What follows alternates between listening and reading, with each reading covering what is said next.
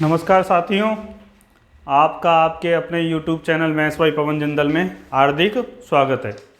इस चैनल पे हम जो राजस्थान सरकार के द्वारा सीटी की 10+2 वाली सीटी की जो एग्ज़ाम ली गई है, ठीक है, उसके पेपरों को सॉल्व कर रहे थे, मैथ्स के क्वेश्चनों को सॉल्व कर रहे थे। जो 4 तारीख की शिफ्ट के फर्स्ट शिफ्ट और सेकंड शिफ्ट के पेपर हम सॉल्व कर चुके हैं। मैंने आपको बीजांग कोऑर्डिनेट जितने भी हैं उन सबों के बारे में आपको विश्लेषण करवा दिया और एनालिसिस भी करवा दिया कि किस प्रकार के क्वेश्चन आ सकते हैं।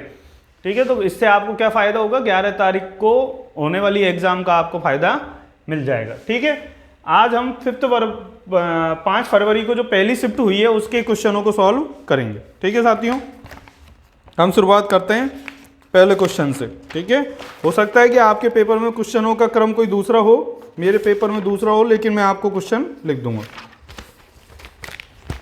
Question number 118। क्वेश्चन नंबर 118 में कहा गया है इन ट्रायंगल एबीसी, त्रिभुज एबीसी में, किसी त्रिभुज एबीसी में 2 कोण ए बराबर 3 कोण बी बराबर 6 कोण सी है।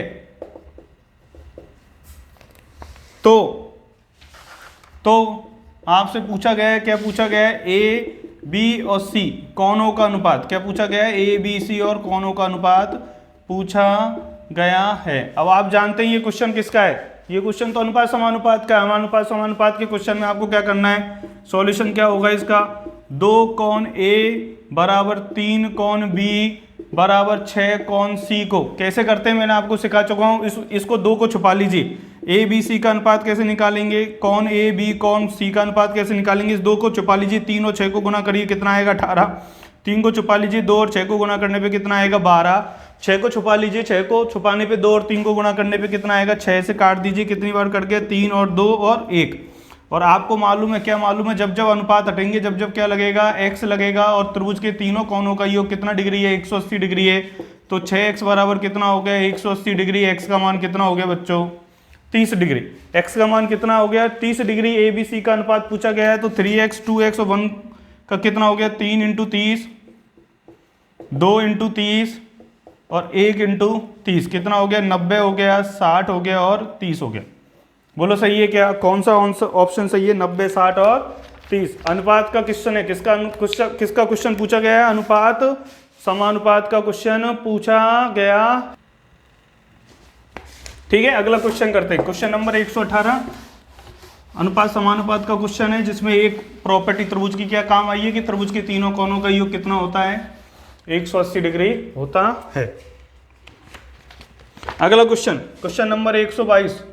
क्वेश्चन नंबर 122 में आपको क्या पूछा गया है, 5 सेंटीमीटर के 2 घनों को जोड़कर, 5 सेंटीमीटर के 2 घने, 5 सेंटीमीटर के क्या है, 2 घनों को जोड़कर क्या बनाया गया है, एक घनाभ बनाया गया है। क्या बनाया गया है, एक घनाभ बनाया गया है। ठीक है, इस बने घनाभ की लंबाई, तो नए घनाभ की जो घनाभ बनेगा उसकी लंबाई कितनी हो जाएगी बच्चों, घनाभ की लंबाई हो जाएगी, जुड़ जाएगी, घनाभ की लंबाई हो जाएगी 10 सेंटीमीटर। क्या हो जाएगी, 10 सेंटीमीटर। ठीक है, अब आपसे पूछा जाए घनाभ की ऊंचाई, मानो कि आपसे पूछा गया है इस घनाभ की ऊंचाई क्या होगी, जो 2 घन मिलके बनाए गए उन घनाभ की ऊंचाई। तो याद रखना बच्चों, पूछा नहीं गया है, यदि पूछा जाए तो घनाभ की ऊंचाई होगी कितनी, 5 सेंटीमीटर ही होगी। ऊंचाई तो कितनी होगी, 5 ही होगी।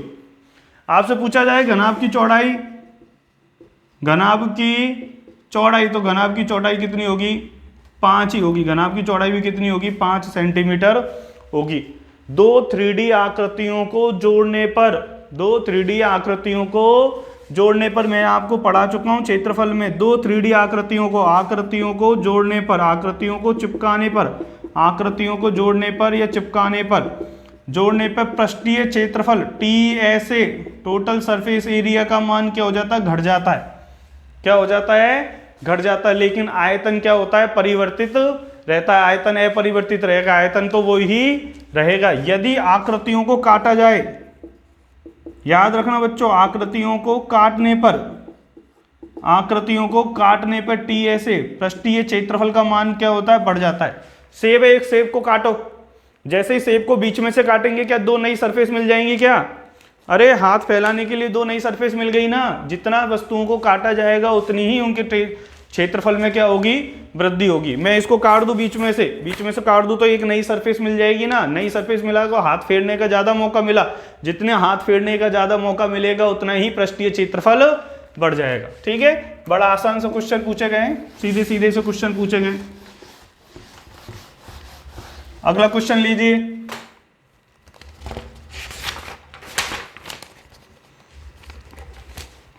अगला क्वेश्चन पूछा गया है परिमेयकरण पर। डेमो वाली क्लास में पढ़ा चुके थे परिमेयकरण 1 प्लस का रूट 2, और आपसे पूछा जा रहा है, क्या पूछा जा रहा है, x square plus 2x plus 3 का मान। ठीक है, तो मैंने आपको बताया कि हर में अपरिमेय संख्या आना। अपरिमेय संख्या कौन सी है जिनका वर्गमूल ज्ञात नहीं किया जा सकता, कौन कौन सी संख्या है, रूट 3, रूट 5, रूट 8। क्या रूट 9 अपरिमेय संख्या नहीं है, इसका वर्गमूल कितना होता है, 3 होता है। तो अपरिमेय संख्याओं का परिमेयकरण कैसे किया जाता है, संयुग्मी से। तो मैंने आपको सीधा सिखाया, देखो कैसे करते हैं, 1/√2 प्लस का 1, इसका परिमेयकरण करना है। इसका परिमेयकरण करने से क्या होगा, प्लस है तो माइनस, माइनस है प्लस है, ऊपर क्या है प्लस, तो यहाँ माइनस कर दो। सही है क्या बच्चों, यहाँ प्लस है तो यहाँ माइनस कर दो, यदि यहाँ माइनस होता तो यहाँ प्लस करते। नीचे क्या करना है, इन दोनों संख्याओं के वर्गों का अंतर, रूट 2 का वर्ग करोगे 2, 1 का वर्ग करोगे 1, तो आंसर कितना आ गया 1। ठीक है क्या, तो x का मान 1 प्लस का रूट 2 भी है और x का मान रूट 2 माइनस का 1 भी है। बोलो सही है क्या, हाँ या ना। अब आपसे पूछा जा रहा है x square plus 2x plus 3 का मान पूछा जा रहा है। x कॉमन ले लो, तो x कॉमन लेने पे कितना आ गया, x प्लस का 2 प्लस का 3। बोलो सही है क्या, x का मान रखो, x का मान क्या रखेंगे सर, रूट 2 माइनस का 1, x प्लस 2 का मान रखो रूट 2 माइनस का 1 प्लस का 2, प्लस का कितना आ गया 3 आ गया। बोलो हाँ या ना। इन दोनों को गुणा करोगे तो क्या आएगा, इन दोनों को गुणा करने पे आएगा सर रूट 2 माइनस का 1 और रूट 2 प्लस का 1 प्लस का 3 आ गया। बोलो हाँ या ना, सही है क्या, समझ में आ रहा है क्या। परिमेयकरण का क्वेश्चन है, किसका क्वेश्चन है, परिमेयकरण का, रैशनलाइजेशन का क्वेश्चन है। परिमेयकरण क्या है, किससे किया जाता है, संयुग्मी से किया जाता है। संयुग्मी क्या होता है, प्लस का माइनस, माइनस का प्लस। ये a प्लस बी का और a माइनस बी का फॉर्मूला बन गया, a प्लस का b और a माइनस का b क्या होता है, a square minus B square. a square क्या हो गया, रूट 2 का स्क्वायर माइनस का 1 प्लस का 3, रूट 2 का स्क्वायर करेंगे 2 माइनस का 1 प्लस का 3, कितना आ गया आंसर 4। आंसर कितना आ गया 4। आसान क्वेश्चन है, परिमेयकरण पे आया है। अगला क्वेश्चन देखिए।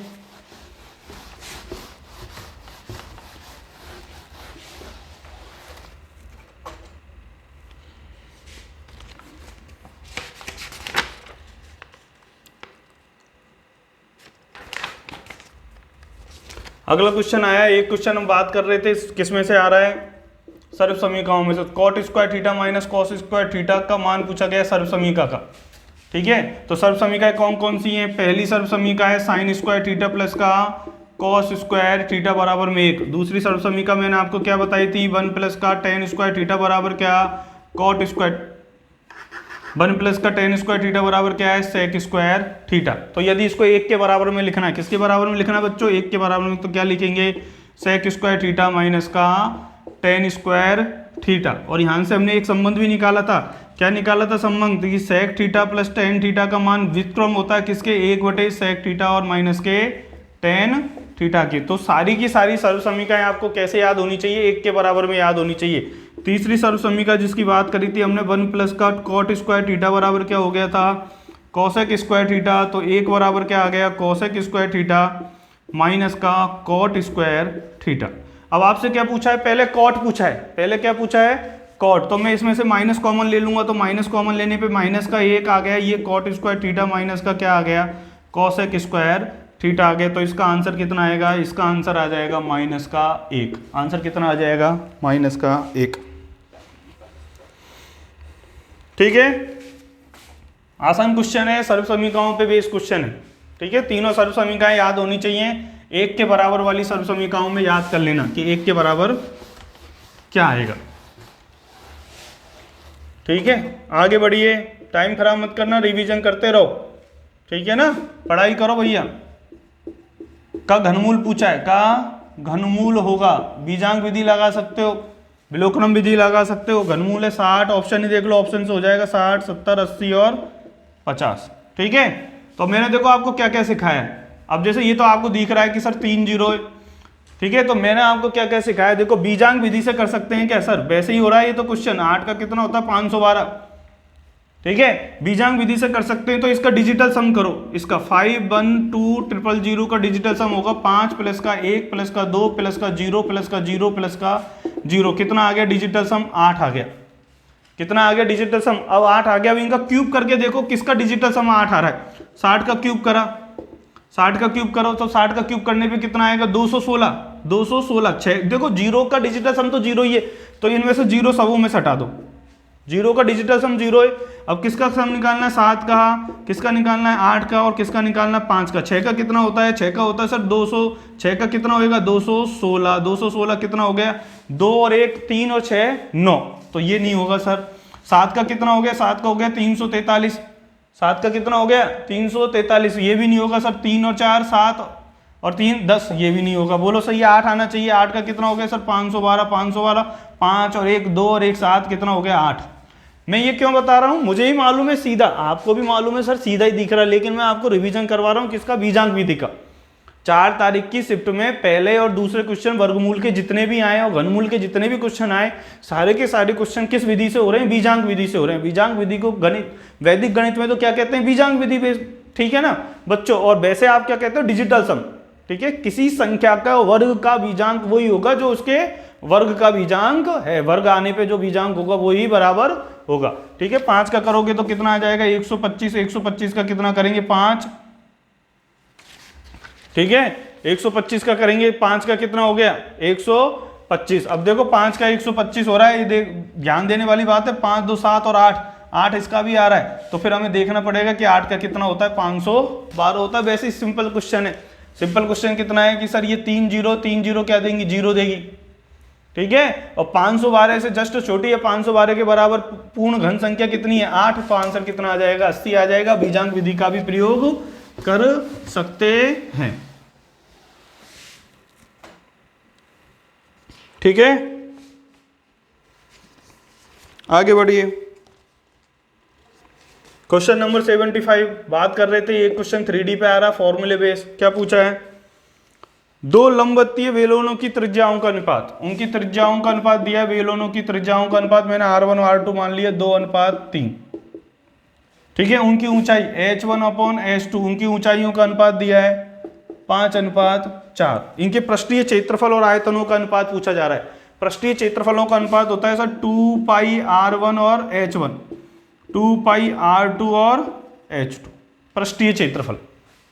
ठीक है, पृष्ठीय क्षेत्रफल मतलब पृष्ठ मतलब कर्व सरफेस एरिया। टीएसए नहीं, संपूर्ण पृष्ठीय क्षेत्रफल नहीं पूछा जा रहा। 2π से 2π कट जाएगा। आर का मान कितना? 2/3 इंटू कितना? 5/4। ये कट गया कितनी बार? 2 बार। कितना आ गया? 5/6। कितना आ गया? 5:6। अब किसकी बात कर रहे हैं? πr²h, आयतन की। आयतन होता है πr²h, R1 और H1, और ये πr2² और H। पाई से पाई गया। R1 का स्क्वायर देखिए, 2 का square 2 into 2 into 2 3 into 3 into 3। R का स्क्वायर कर दिया। ये कितना है? 5/में कितना है? 4। 4 से 4 कट गया, ऊपर कितना आ गया? 5/9। ठीक है, तो पृष्ठीय क्षेत्रफलों का तो कितना आया? 5:6, और आयतनों को कितना आया? 5:9। बोलो सही है क्या?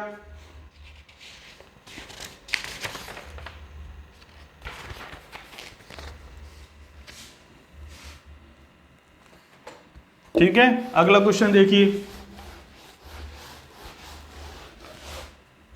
अगला क्वेश्चन देखिए, क्वेश्चन नंबर 71। क्वेश्चन नंबर 71, समबाहु त्रिभुज की भुजाएं और ऊंचाई में अनुपात पूछा गया। किसमें? समबाहु त्रिभुज की। मैं बता, भुजा को 2a मानते तो ऊंचाई कितनी होती है? √3a। a से a कट गया, कितना आ गया? 2:3। बड़े आसान से क्वेश्चन पूछे जा रहे हैं बच्चों। सीटी निकालना जरूरी है। एलडीसी बनना है तो सीटी निकालना जरूरी है। सब कुछ त्याग दो, सिर्फ मेहनत करो। ठीक है, सफलता का कोई शॉर्टकट नहीं है, मेहनत से ही सफलता मिलती है। जितनी मेहनत करोगे उतना ही आनंद आएगा।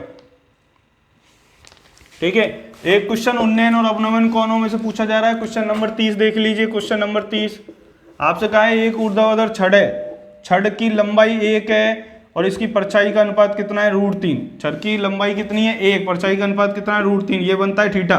ये आंखें होती है ना जो देख रही हैं आपको, घूरती हुई आंखें, ये कितना बनाती है, tan थीटा। tan थीटा होता है लंब बटे में आधार, 1/√3। tan कितना है, 1/√3। tan किसके बराबर है, 30 डिग्री के बराबर। tan से tan कट गया, थीटा का मान कितना आ गया, 30 डिग्री आ गया। कितना आ गया, 30 डिग्री। बड़ा आसान क्वेश्चन है, ठीक है। अगला क्वेश्चन करिए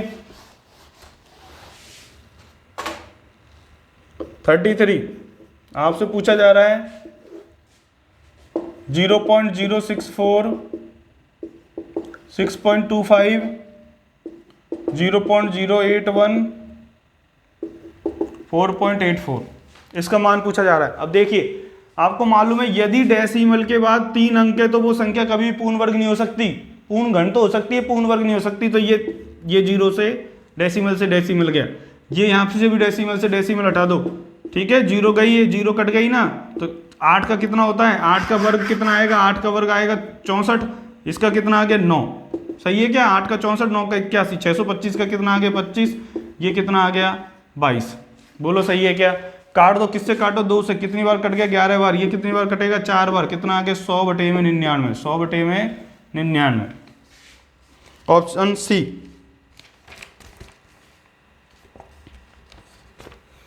अगला क्वेश्चन देखिए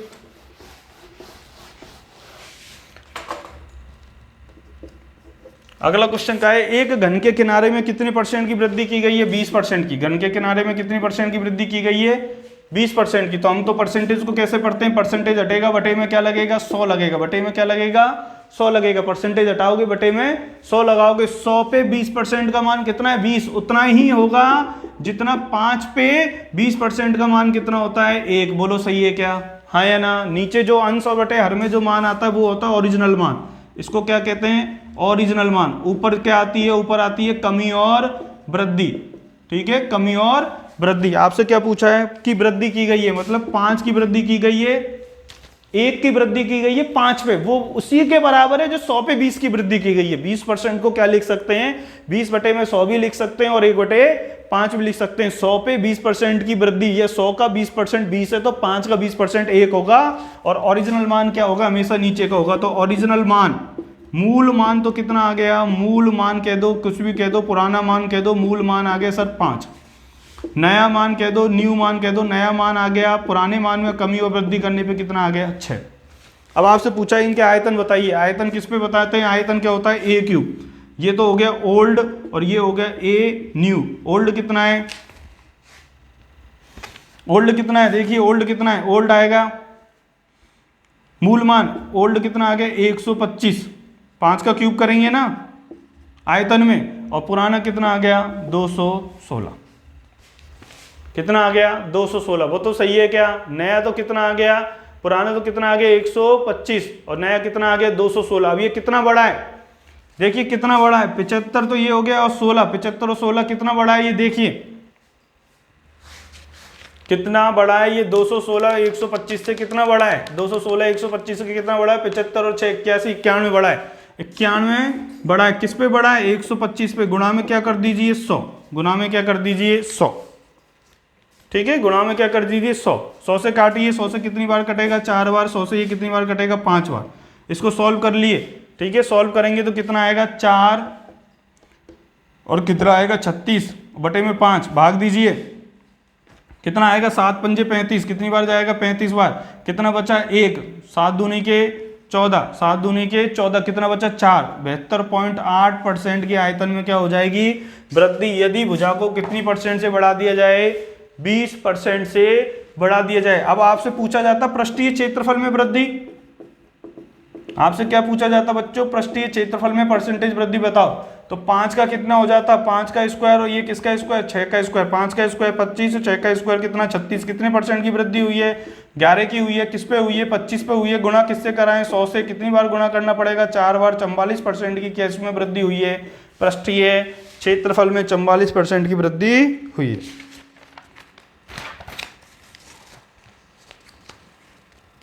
ठीक है, अगला क्वेश्चन, एक क्वेश्चन लॉग की सिंपल प्रॉपर्टी पे आ रहा है। एक क्वेश्चन किस पे आ रहा है, लॉग की सिंपल प्रॉपर्टी पे आ रहा है। देखिए लॉग की क्या प्रॉपर्टी है, log question number 9, log 4lm बटे में k। का मान किसके बराबर होगा, आपको मालूम है ऊपर सब जुड़ जाते हैं, log 4 प्लस का log L प्लस का log M माइनस का log K। बोलो सही है क्या? 4 को क्या लिख सकते हैं सर, 4 को लिख सकते हैं 2 की पावर 2, 2 आगे आ जाएगा, log की प्रॉपर्टी होती है ये 2 log L प्लस log का M माइनस का log K। आंसर क्या हो गया, सही। कौन सा ऑप्शन सही है, ए ऑप्शन सही है। ठीक है, तो बच्चों हम इस पेपरों से क्या सीख रहे हैं, हम ये पेपरों से ये सोच रहे हैं कि सर एक तो उन्नयन और अवनयन का बेसिक क्वेश्चन आ रहा है, उन्नयन अवनयन का क्या आ रहा है, एक बेसिक क्वेश्चन आ रहा है, tan थीटा वाला क्वेश्चन आ रहा है, एक सर्व समीकरणों पे आधारित क्वेश्चन आ रहा है, ठीक है, एक वर्गमूल और घनमूल का क्वेश्चन पूछा जाता है जिसमें आप बीजांक विधि लगा सकते हैं, बीजांक विधि से बड़ी आसानी से हो जाएगा। एक तो वर्गमूल का क्वेश्चन पूछा जा रहा है, एक घनमूल का क्वेश्चन पूछा जा रहा है। इसका मतलब सर वैदिक गणित से क्या पूछा जा रहा है, वैदिक गणित से क्या पूछा जा रहा है, वैदिक गणित से एक तो वर्गमूल का एनालिसिस करते हैं, विश्लेषण क्या पूछा जा रहा है, ठीक है। विश्लेषण करने पे ये मालूम चला कि सर वैदिक गणित से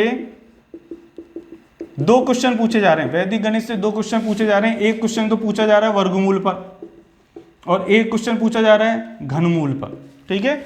आसान से क्वेश्चन पूछे जा रहे हैं। त्रिकोणमिति में, ट्रिग्नोमेट्री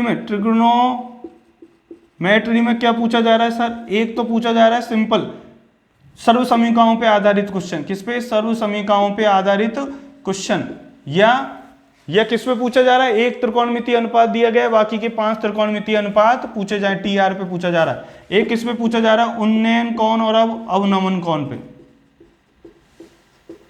उन्नयन कोण और अवनमन कोण पे। एक किसमें पूछा जा रहा है सर, सर्वांग समता और समरूपता पे क्वेश्चन पूछा जा रहा है, सर्वांग समता और समरूपता पे क्या पूछा जा रहा है, एक क्वेश्चन पूछा जा रहा है। फिर हमने देखा सर एडवांस के टॉपिकों की बात कर रहे हैं बच्चों, किसकी बात कर रहे हैं, एडवांस के।